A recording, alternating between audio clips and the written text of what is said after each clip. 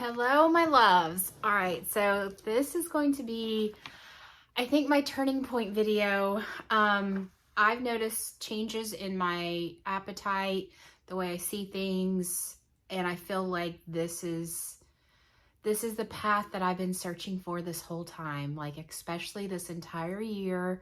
I feel like if you want to, you could skip all the videos that I've made all this entire year, and like all the important stuff that I need to learn will be in this video.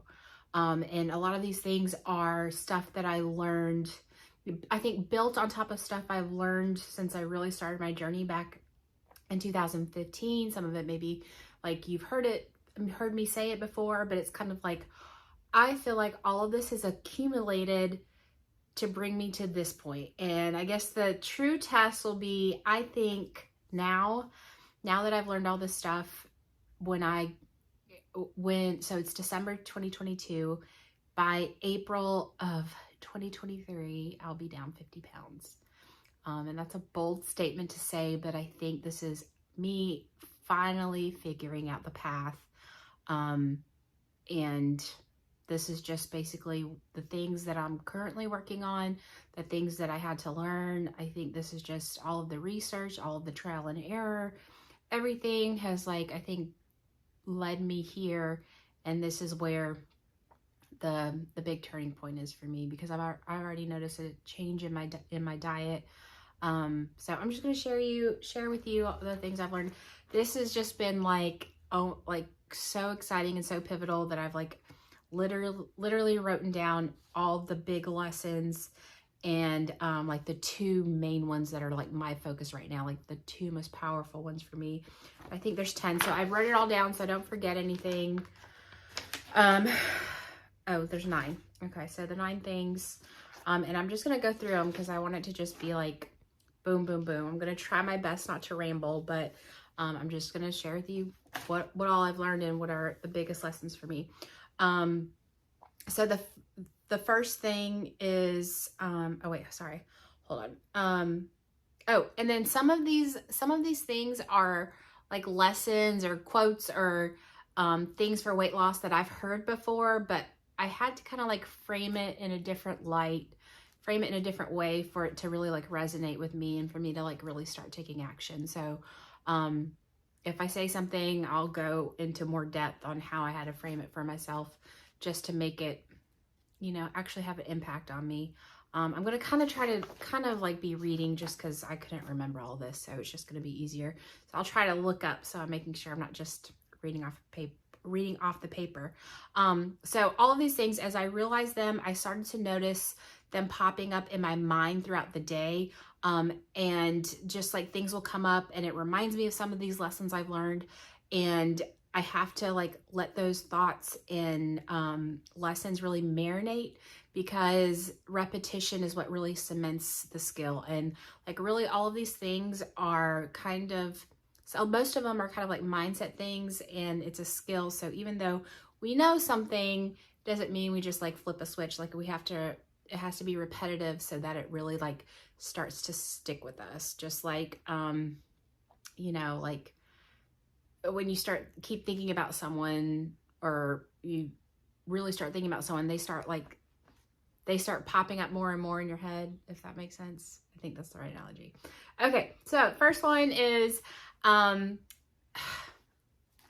had to really realize that in weight loss, this whole time I've been searching or really wanting to get this physique, this body, and I had to really ask myself, why? Like, what is it about having this body or looking this certain way? What is it that going to get me? And I think deep down, and I think all of us kind of do this deep down on some level, is like, you know, we see people on Instagram who are fit and in shape and everything seems to be going really well for them. And the thing is, for me, is like, they seem to seem content, fulfilled, happy with their lives.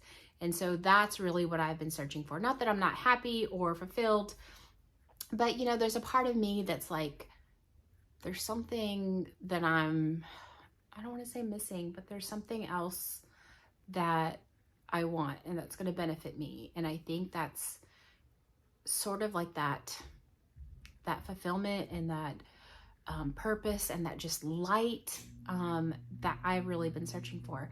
And so I have to just really acknowledge that it's not the body, it's what we think the body will give us. And so I have to realize like that's not necessarily where we get that light and that fulfillment and all those good feelings I think that I know that I've maybe been like searching for. The second thing is, and I'll go into more in depth, the second thing is realizing, okay, that I'm the source, like the source of like feeling fulfilled and contentment really all comes from me. It really all comes from the things I do day in and day out on a consistent basis. It comes from actually doing those actions. It doesn't come from having this physique or this body. And I'll go into more detail later. Diet and exercise.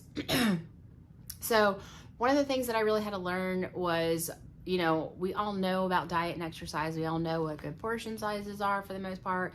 We all know when we should stop eating. We all know that we need to exercise. So it's like, for me, it was like figuring out why I wouldn't just stick to it or why I wouldn't stick with it lifelong. And it's like, why don't I do it? Because it's like, you tell yourself to pick up this piece of paper. You just pick it up, just easy as that. Tell yourself, okay, don't eat pizza, eat a salad. Not so simple. So I just had to figure out like why that was. And so really it comes down to having like a core belief. So there's two different things that is the reason why. One is that there's some core belief that is keeping me in this loop. And you change that core belief by the quickest way to do it is to look back at a past experience that proves it to you. Because when we can pull from our experiences, it really resonates differently. For example, when I was thinking that fulfillment that I was looking for came from weight loss, it wasn't, when I actually lost the weight, sometimes it felt like, this didn't feel like how I thought it would. And part of that was because once I lost the weight and then, you know, people would tell me that, hey, you look great. And then I would start believing that the reason why I felt good was because of the way I looked, because of my success and the progress I made. And so that is the belief that sabotaged me, believing that. And every single time I've gained the weight back. So when I really, this is something I'm currently working on, when I really can cement and realize that what made me feel good wasn't the body. It was putting in work every single day, putting in work towards bettering myself, becoming a better person, all of those things. And it has to be like daily, consistent work. And that's what made me feel good about myself. Because at the end of the day, I could say, oh, I did this, I did that. Those things made me feel good about myself. And those were the things that fulfilled me, because then I was also a better person for everyone around me in my life. So I think sometimes what I would do is like, I hate to sound so dramatic, but seeking love and attention outside of myself. When people, you know, wanting people to like me or wanting people like praise from others, using that as my source of self-gratification versus realizing, you know, this is another experience that I can put in my toolbox to help me really cement this skill, to get it through my head that what I'm really searching comes from the hard work every day, not from the result and the praise and the success and progress, all that kind of stuff. And I'm literally working on it right now because it's a work in progress. But it would be, you know, really searching for people to give me that approval and that gratification when it really is always internal and from doing that hard work every single day and pushing through things.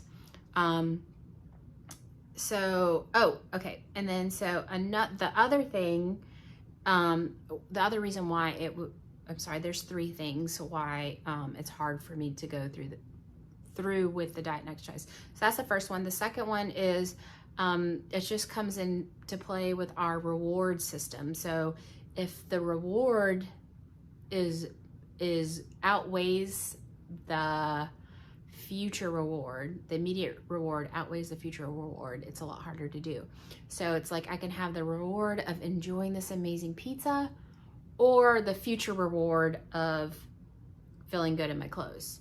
And it's just so, because the pizza's right there, it's immediate, it's a lot harder for us to, or a lot harder for me to just say, okay, well, I just won't eat the pizza because it's right there. And that's just like a natural human nature thing. But that's where it comes into play, where the hard work is what's important. So if I eat one less piece of pizza than I normally would, I can consider that working towards progress on myself that makes me feel good about myself. And it's just doing little things like that. So that's how I kind of have been able to change my eating habits, even though it's hard to say no to the good stuff right here.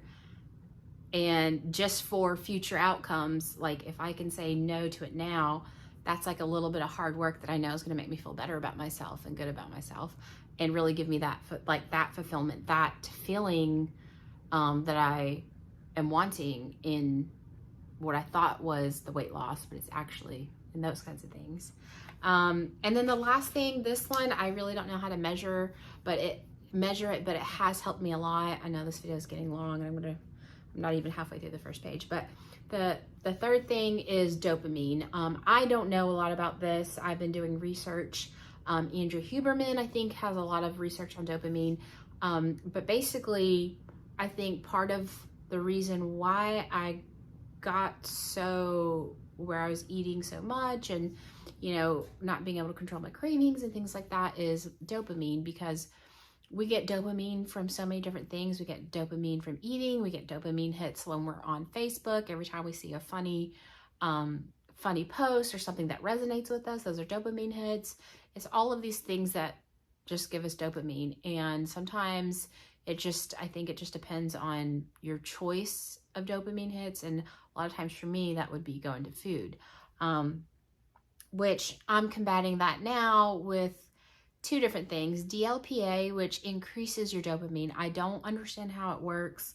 Please do research on it. I'm not recommending it to anybody because I don't know. Like, some people have adverse reactions. A lot of people have mental health issues. So I don't know how it all works with the brain, but I do know that it helps the brain.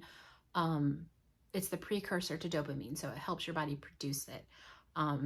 And that's why, like, when I quit caffeine, like 3 weeks ago, that's why it was like, oh my gosh, I just want to eat everything, because you get dopamine from caffeine. I quit caffeine, it plummets, and I'm looking for that like dopamine replenishment.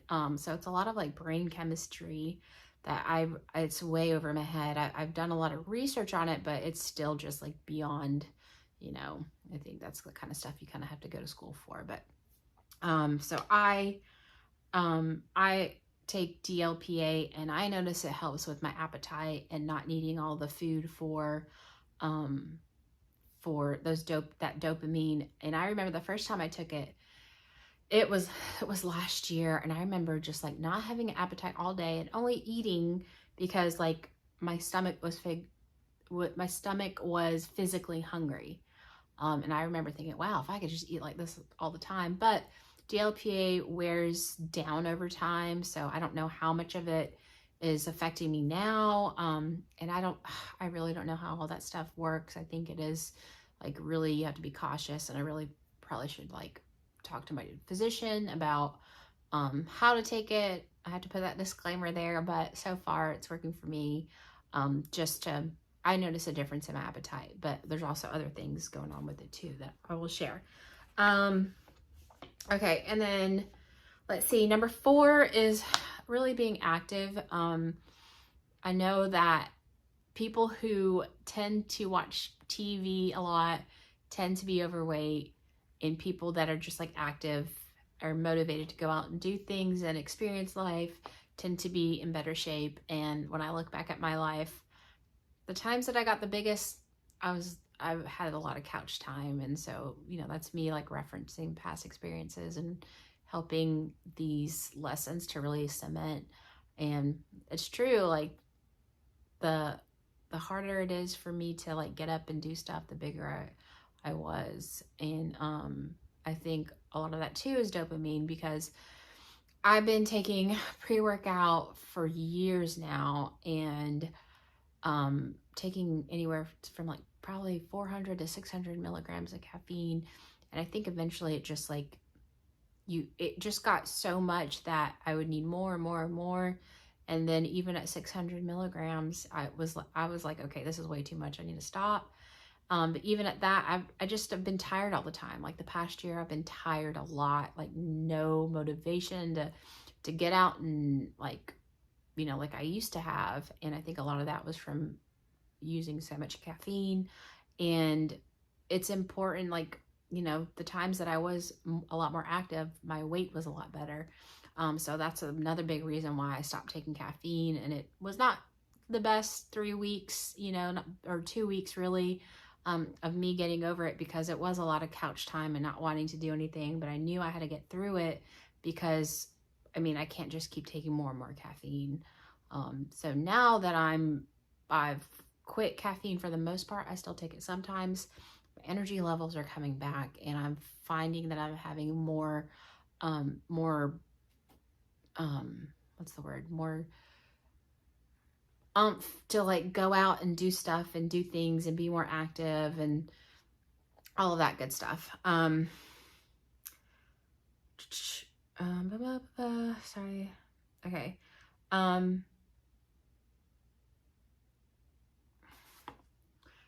Okay, so I'm going to take a little break because this is at 17 minutes. So I'm going to take a little break and I'll be right back.